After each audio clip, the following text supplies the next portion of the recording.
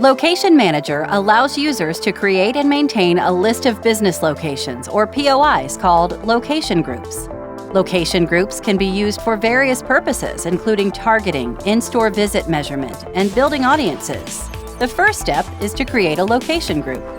Enter your location group name and description. Now, you'll need to add locations to your group. When in the location group, click the Add Locations button. You can choose from 3 options for adding locations.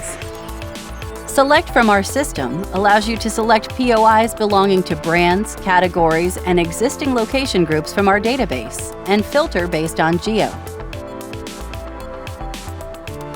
Upload a location file allows you to upload a file with a list of addresses using our available template.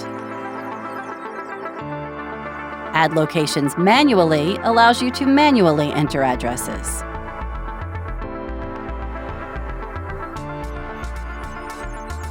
Upon adding new locations, the system will attempt to match the addresses with POIs in our POI database.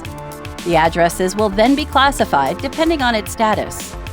The locations in the Accepted Locations tab will become active immediately, while locations that are marked as invalid or conflict will require additional actions before they can be accepted. Once all locations are accepted, you'll see the status of each location. Until a blueprint can be accurately drawn, the location will say Pending Blueprint and will have a radial fence around it. Blueprinted locations can be visualized by clicking on the eye icon. If you have any questions regarding the blueprints, you can reach out to us using the feedback feature.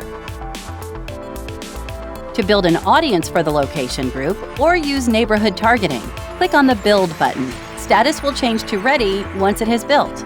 Once your location group has been built, you'll be able to select it within the Ads Manager platform when using the on-premise and/or audience targeting goal for your campaign.